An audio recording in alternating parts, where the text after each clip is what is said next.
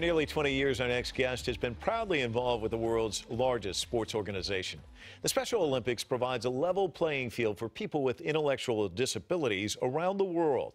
The 2015 World Summer Games in Los Angeles, California, will include over 7,000 athletes from 177 countries and more than 3,000 volunteers. As Dustin Plunkett can tell you, the Special Olympics is more than just a series of sporting events. He found out firsthand it's also a resource to the community. It provides countless services, from educational and workplace training to operating the largest healthcare organization for people with intellectual disabilities in the world. Dustin's not only an athlete who has competed in the Games, he's also a Special Olympics International Global Messenger and a member of its board. He works tirelessly to promote goodwill and understanding and says that the organization didn't just change his life, it saved it. Dustin's here to explain how. Welcome to Full Frame. Thank you. Glad to be here. Well, let's talk about the start. Let's take us back to 1996. That's your first entree into Special Olympics. How did it come about? What was it like for you? It came about from a Parks and Recreation director. I had me for 2 years. He saw me growing up in the Lakewood Youth Sports program and says, "Have you ever thought about joining Special Olympics?" And I'm like, "What is it? Who is it for?" And he goes, "I can't talk about it better than the athletes can." So he goes, "Why don't you come meet some of the athletes in the program?" So I'm ready to walk into the building and meet 50 athletes in this program, and 3 of them come out to me and they're like, "We're about to go play basketball. Would you like to come play with us?" So I noticed on the basketball court, they talk just like me. They got the same skills as me. So I'm like, "Hey guys, let's take a time out." And I asked them, why did they join Special Olympics? And they all had the same answer, because it's a family. And me, I had a rough home life growing up. I was moved home to home, family member to family member. Nobody knew how to support me because of my cleft palate and my intellectual disability. So that was key for you, wasn't it? And what was it like? You know, because we all have differences, but for you, seeing the similarities, seeing somewhere where you felt comfortable, what was that like? It was life-changing and pretty much an eye-opener for me, because I finally found people in the world that are just like me. They talk like me, same skills as me. So like, I really made a connection right then and there, where these athletes are my brothers and sisters now. They're like my family.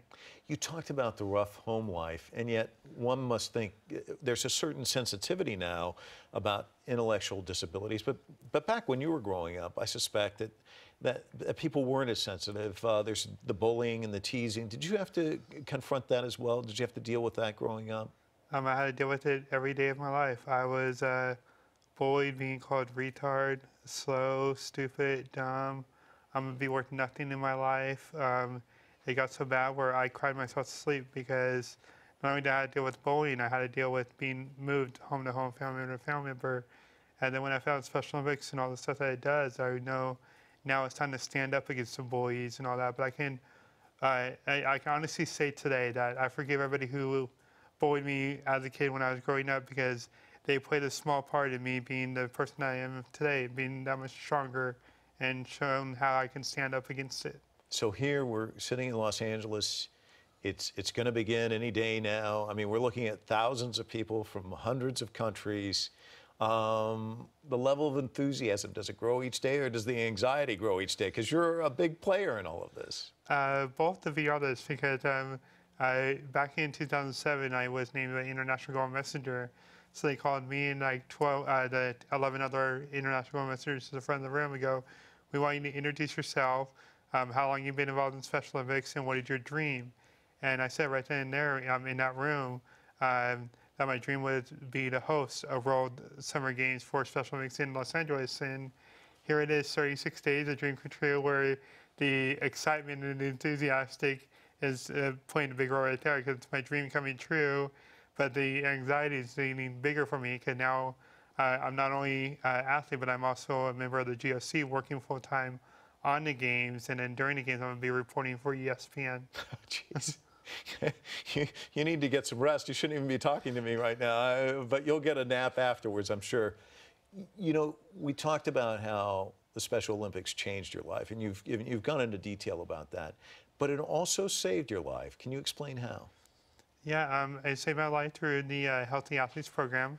A lot of people don't know that Special Olympics is the largest healthcare provider for people with intellectual disabilities, where it gives our athletes free medical screenings from professional doctors for our eyes, our teeth, our hearing, our feet, dietary guidance, fitness tests to make sure we're the best that we can be competing. And I went through and got my teeth screened by a volunteer dentist there. And he said, Dustin, your teeth are in really bad shape and you need to go get follow-up care right away. And I didn't know how bad it was, but the coach who handed me for 2 years about joining Special Olympics calls his dentist for me. And I go in, I meet his dentist about a week later, and he does x-rays. And then he comes back in the room after looking at the x-rays and says, Dustin, brace yourself. I got some bad news for you, but don't worry about it, I know how to fix it. And he goes on to tell me that I had gum cancer forming the upper left side of my mouth. And if it would have went 1 more month longer, I wouldn't be alive today.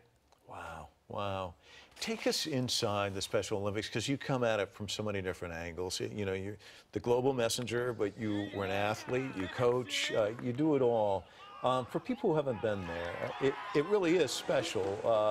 The enthusiasm, the excitement of the athletes, just watching them compete is pretty extraordinary, isn't it? It's very extraordinary. For me, not only being an athlete, but as a coach, I can honestly say that we have the best athletes in the world involved in the Special Olympics. We found out in the 2007 Games in Shanghai, China, about 20% of the final track and field times were better than the Olympics in the previous year before. So it's amazing to see that our athletes would win a gold medal in the Olympic Games based on their times in Special Olympics. And that's what people don't see, is they don't see the ability in our athletes. They just go, oh, there's a person with disability, and they put that label on them right away.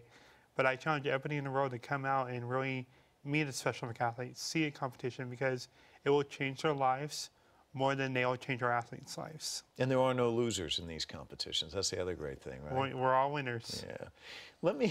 I think you and I have something in common in that we both know how to do this. Because I've had the opportunity to meet Yao Ming, and I know you have too. Share with us that experience, and what was it like? I mean, he's an extraordinary figure. Just an amazing time, because going to Shanghai, China was my first time out of the country in my life. My first Special Olympics World Games. So I'm just getting a lot of first-time experiences and everything.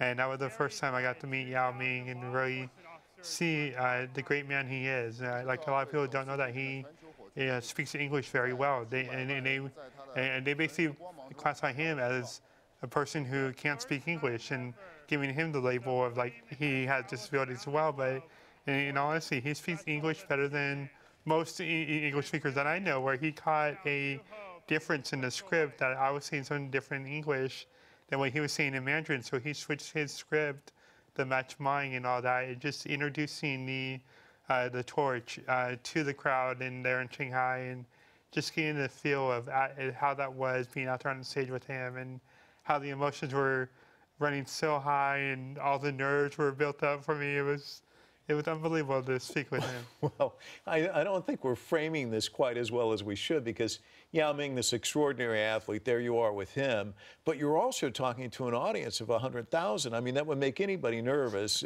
Talk to me about the jitters involved in all of this. Or was it just one of these things where it was just a flash and it was over? Well, no, there was a lot of jitters involved. I went up to my coach once I got my lines for the opening ceremony, so I'm like, I want to memorize these lines. And so we spent 3 to 4 hours for me to memorize all the lines. I'm like, I don't want to go out there with the cards because I don't want to have anything in my hands and everything. And she's like, just take them just in case. You never know what can happen out there. And I'm glad she talked me into taking them, because when we got introduced, everything was going on. It's like, I was so nervous walking out there. I'm so glad I didn't fall on my face. But my knees were knocking so loud and all that, because hearing the 120,000 people erupt, I never heard a sound like that in my entire life.